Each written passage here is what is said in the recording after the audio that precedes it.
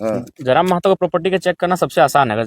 इसलिए आसान है कि जयराम महतो एक पार्टी का सिंगल विधायक है, उसको ना सत्ता का सपोर्ट मिलेगा, ना विपक्ष का सपोर्ट मिलेगा, ना उसको बीजेपी का सपोर्ट मिलेगा, ना जेएमएम का सपोर्ट मिलेगा। मेरा प्रॉपर्टी इजिली चेक हो जाएगा। मेरा जो पुश्तैनी जमीन है, मेरा दादाजी के नाम से 4 एकड़ 87 डिसमिल, उससे अगर 1 डिसमिल ज्यादा मिलेगा तो कहीं भी उद्घाटन करते हैं, आपका पत्थर, आपका पोस्टर, कोई फाड़ना तोड़ना नया बात नहीं है। फिर से एक आपका शिलान्यास किया हुआ, उद्घाटन किया हुआ जो लेख था, शिलालेख था, उसको बुरी तरीके से क्षतिग्रस्त किया गया है।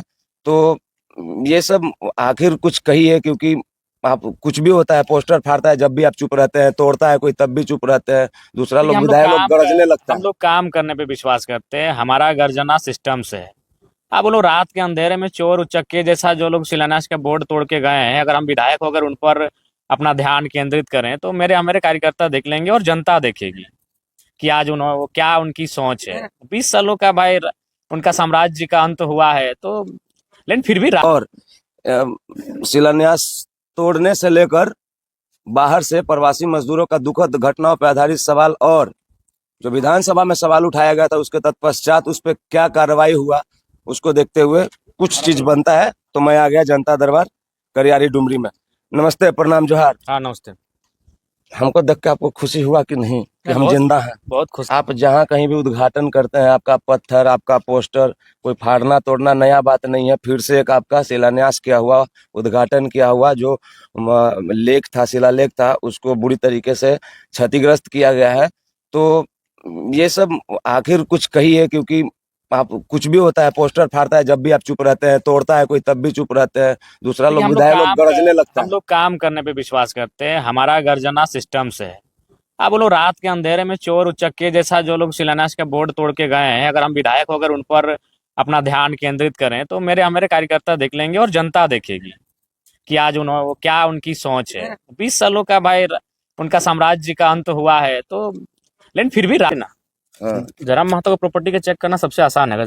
इसलिए आसान है कि जयराम महतो एक पार्टी का सिंगल विधायक है, उसको ना सत्ता का सपोर्ट मिलेगा, ना विपक्ष का सपोर्ट मिलेगा, ना उसको बीजेपी का सपोर्ट मिलेगा, ना जेएमएम का सपोर्ट मिलेगा। मेरा प्रॉपर्टी इजिली चेक हो जाएगा। मेरा जो पुश्तैनी जमीन है, मेरा दादाजी के नाम से 4 एकड़ 87 डिसमिल, उससे अगर 1 डिसमिल ज्यादा मिलेगा तो कहिएगा हम प्यार। राजनीति में स्वागत करना चाहिए। जनता ने आपको 20 साल मौका दिया था, आपने सेवा किया। अब अगर जनता ने किसी और को चुना है तो आपको स्वीकारना चाहिए।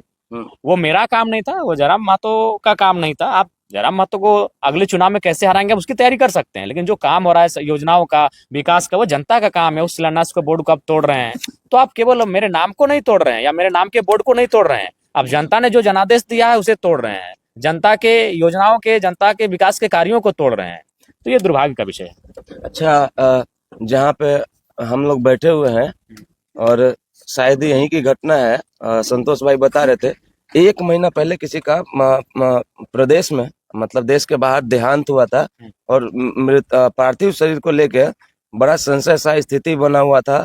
और अभी तक हम लोग भी किसी नतीजे पर नहीं पहुंचे हैं कि वो बॉडी आया है कि नहीं आया है, क्या कुछ चीज प्रोसेस में है, कुछ बताएंगे? ये सारा पहला बात है कि चूंकि टेक्निकल क्या चीजें हैं वो बहुत कम ही लोग समझते हैं, और नो डाउट चूंकि प्रवासी की हम आवाज हैं तो लोग ये सवाल जहन में आता है कि प्रवासी मजदूर जो हमारे घर का है। जी हाँ, बिल्कुल, हम जिस घर में रहते हैं विजय महतो के ही गोतिया यानी उनके जेठा का घर है, जहाँ हम अभी फिलहाल डुमरी में रहते हैं, और उनका ही पार्थिव शरीर आज सऊदी में है। इसमें क्या है, इसमें देखिए कारण ये है कि सऊदी का रूल नियम आप भी जानते हैं, सऊदी का बहुत टफ रूल है। तो वहाँ उनको गोली लगी है। अगर सिर्फ बॉडी लेने की बात है तो बॉडी हम लोग कल ही ले आएंगे बॉडी। हम लोग मुआवजा को लेकर, और एम्बेसी से हमारी बात हुई, वहाँ के जो कंपनी के पदाधिकारी हैं उनसे मेरी बात हुई, जो हमारे मंत्री हैं राज्य के उनसे मेरी बात हुई, और जो राज्य के विभागीय सचिव हैं उनसे भी मेरी बात हुई। और मसला यही है कि हम लोग मुआवजा की मांग कर रहे हैं, और उनका कहना है कि जब तक कोर्ट का निर्णय नहीं आएगा हम लोग मुआवजा के लिए कुछ स्टेटमेंट क्लियर नहीं कर पाएंगे। जो भी मुआवजा देंगे, लेकिन कोर्ट का निर्णय आएगा तभी हम लोग देंगे। अगर सिर्फ बॉडी की बात है तो बॉडी कल ही आ जाएगा, उसके लिए एनओसी देना होगा। तो इसीलिए तकनीकी चीजें जनता नहीं जान रही, इसीलिए विपक्ष वाले नो डाउट कहीं सोशल मीडिया में या यहाँ वहाँ गुमराह कर रहे होंगे, लेकिन सच्चाई यही है। अगर केवल पार्थिव शरीर की बात है तो पार्थिव शरीर विजय कुमार महतो का कल ही प्रक्रिया हो जाएगा और वो जो जितना समय लगे आने में वो आ जाएगा। लेकिन यहाँ पेंच फंस रहा है मुआवजा में, और मुआवजा को लेकर तमाम जो विभाग हैं, चाहे वो एम्बेसी हो या फिर कंपनी के पदाधिकारी हो या राज्य के जो प्रवासी विभाग को देखने वाले अधिकारी हो पदाधिकारी हो, उनका एक ही चीज कहना है, एक स्वर में कहना है कि जब तक कोर्ट का निर्णय नहीं आएगा तब तक हम लोग मुआवजा को लेकर एश्योर नहीं कर सकते हैं कि हम कितना मुआवजा देंगे और क्या देंगे।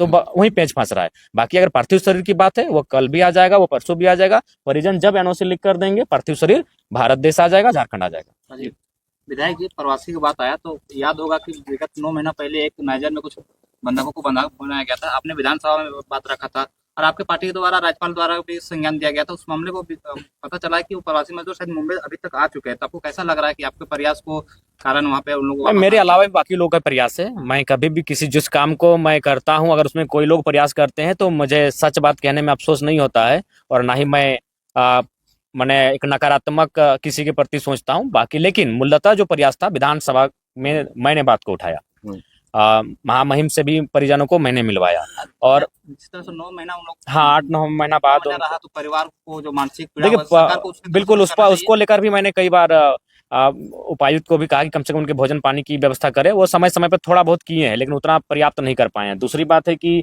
राज्य सरकार को इस विषय में सोचना चाहिए। चलिए एक काम अच्छा हुआ, उसके लिए केंद्र और राज्य की दोनों टीमों को और दोनों सरकारों को धन्यवाद देंगे, दोनों के प्रयास से और हम लोगों जनप्रतिनिधियों के प्रयास से वो 5 मजदूर वापस आ रहे हैं। ये मैंने खुशी की बात है। लेकिन विजय बाबू का पार्थिव शरीर ना आना, ये भी एक दुख का बात है। उसके लिए अभी फिलहाल विधायक नहीं, कुछ कानूनी दांव पेच है जो दोषी हैं, और दोषी नहीं है कह सकते, उनका भी अपना सब अपने अपनी जगह पर अपने सोचने का नजरिया ठीक होगा। तो हमारा जो सोचने का नजरिया है परिजन के माध्यम से कि भाई मुआवजा मिलना चाहिए। तो मुआवजा नहीं मिलने के कारण हम लोग मतलब काफी जिद पे अड़े हैं कि मुआवजा दीजिए और पार्थिव शरीर को वहां से भेजिए। तो यही समस्या है और यही तकनीकी समस्या है, इसको समझना होगा। चलिए एक थोड़ा सा इसमें ऐड कर देता हूँ क्योंकि वो भी तूल पकड़ा हुआ है। जब आप स्टेटमेंट दिए कि आपका छपा भी पेपर में, प्रिंट मीडिया में, कि एक माननीय सांसद ने इतने कम समय में इतना बड़ा धनराशि अर्जित किया और धर्म के आड़ में इतना सारा मतलब अपना एक मतलब एम्पायर खड़ा किया गया। तो उसके उपरांत एक पत्रकार है, नाम नहीं लूंगा, लेकिन उनके शब्दों से दर्शकों को पता चलेगा। वो कहते हैं कि जयराम के प्रॉपर्टी का भी चेकअप होना चाहिए। हाँ तो करवा लगाइएगा, और अगर 1 डिसमिल कहीं लेंगे भी तो हम बता देंगे कि हमने यहाँ लिया है। नाम ले लेते हैं, तीरथ जी है, ठीक है, उनसे कम फेमस हम नहीं है। सुनिए एक मिनट, उस पे हम बात करेंगे। सुनिए, नहीं हम ये ले लेते हैं। हमको थोड़ा सा लग रहा था कि रोज नहीं करें। हम ये बोल रहे हैं कि लोग पहले बोलते हैं मामा का रेस्टोरेंट चेक करें। हजारीबाग के जयराम महतो जी का मामा का रेस्टोरेंट में जयराम जी का पैसा लगता है, वो बोले हैं मतलब ऐसा। चेक कर ले कौन मामा। मेरा मामा घर आमडी में है, जाइए देखिए मेरा मामा लोग का क्या स्थिति है, नहीं है। अरे उसका खुद का स्टैंड क्लियर नहीं, कोई राजनेता है, सोशल एक्टिविस्ट है, या रिपोर्टर है, या फिर माने कुर्मी और जयराम का एंटी है। जानते हैं क्या बोला है कि जब जब जयराम महतो का प्रसिद्धि गिरता है तो उनका उदंडता बढ़ जाता है। ठीक है, आपके लिए वो कितने माने साधु हैं, कितने संत हैं, पूरा दुनिया जानती है कितने, उनका क्या संकीर्ण मानसिकता है, कितनी निम्न और तुच्छ सोच है, वो सभी जानते हैं। इसलिए फिर हम अगर बुरे ही थे तो क्या थे टिकट मांगने हमारे पास? 48 मिनट बात हुआ था। अगर हम बुरे ही आदमी थे तो पार्क लाइन के होटल में डुमरी में 48 मिनट बैठ के क्या आए थे? बस 1 ही साल पहले आए थे, तो टिकट मांगने ही आना चाहिए था। वो सब आपको लेकर हमेशा एक सवाल बने रहते थे कि डुमरी के विधायक पर टुंडी में रहते हैं, अभी डुमरी में रहना शुरू कर दे तो जनता में क्या फीडबैक है? नहीं, अभी ठीक है, बढ़िया फीडबैक है अभी। और हमको भी लगता था कि भाई जहाँ के विधायक है वहाँ रहना चाहिए। हमको बड़ा अच्छा लगता है कि आप मतलब देखिए, सबसे इम्पोर्टेंट सवाल, चलिए यहाँ से एक मैसेज दे देते हैं। देखिए